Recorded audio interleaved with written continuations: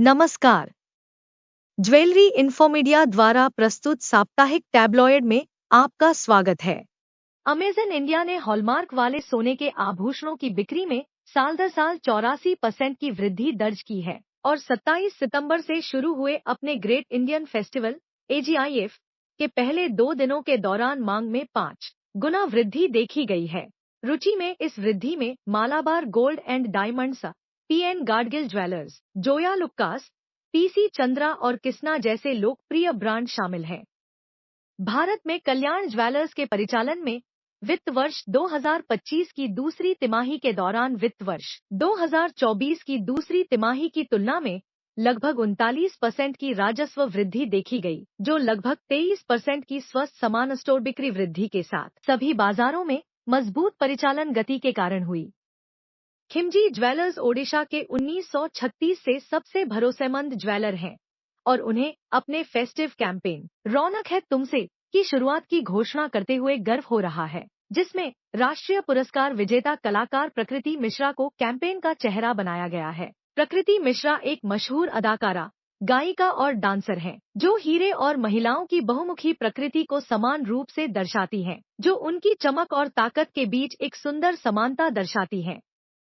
Kisna diamond and gold jewellery ने greater Noida में blue sapphire स्थित अपने एक्सक्लूसिव शोरूम के नए स्वरूप की घोषणा की। उद्घाटन समारोह में हरि कृष्णा ग्रुप के संस्थापक और MD श्री घनश्याम ढोलकिया और किस्ना डायमंड एंड गोल्ड ज्वेलरी के निदेशक श्री पराग शाह मौजूद थे।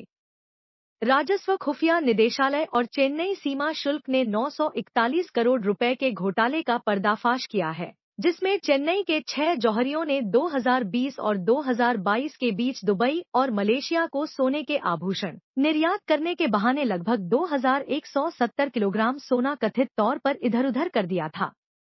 ज्वेलर्स ऑफ अमेरिका, जो बेहतरीन आभूषण बाजार में सेवा देने वाले व्यवसायों के लिए राष्ट्रीय व्यापार संघ है, ने न्यूयॉर्क में शेरिल जोन्स इंक के अध्यक्ष शेरिल जोन्स को नए जे बोर्ड निदेशक के रूप में चुना है। जोन्स को 23 सितंबर 2024 को ज्वेलर्स ऑफ अमेरिका की वार्षिक सदस्यता बैठक में चुना गया था।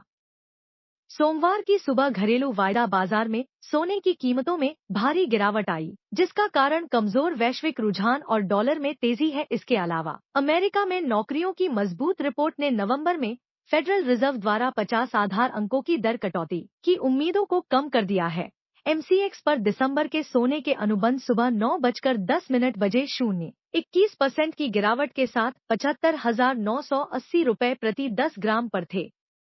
थाईलैंड के रत्न एवं आभूषण संस्थान GIT की अध्यक्ष सुश्री नुंतावन सकुंतानागा के नेतृत्व में थाईलैंड से 14 सदस्यीय प्रतिनिधिमंडल ने भारतीय रत्न एवं आभूषण उद्योग के साथ संभावित सहयोग की संभावनाओं का पता लगाने के लिए जयपुर का दौरा किया। प्रतिनिधिमंडल ने GJPC, इसके संस्थान IIGJ और प्रयोगशाला IIGJRLC के प्रतिनिधियों के साथ साथ ज्वेलर्स एसोसिएशन जयपुर और सीतापुरा रत्न एवं आभूषण उद्योग संघ के सदस्यों से मुलाकात की।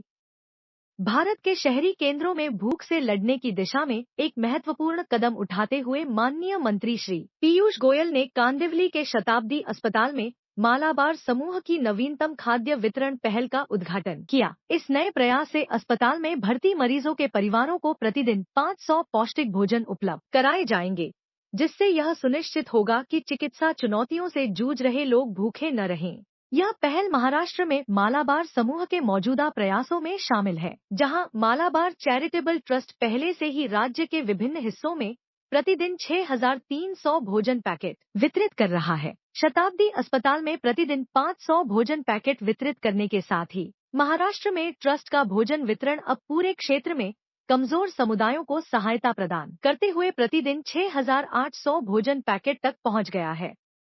भारत का हीरा उद्योग गंभीर संकट का सामना कर रहा है। गुजरात डायमंड वर्कर्स यूनियन की रिपोर्ट के अनुसार आर्थिक संकट के कारण पिछले 6 महीनों में 60 से अधिक फैक्ट्री श्रमिकों ने आत्महत्या कर ली है। एक हालिया रिपोर्ट से पता चलता है कि हीरा उद्योग देश भर में 1.3 मिलियन से अधिक व्यक्तियों को रोजगार देता है, जिनमें से 8 लाख से अधिक श्रमिक अकेले सूरत में स्थित हैं। Thank you for watching the weekly tabloid.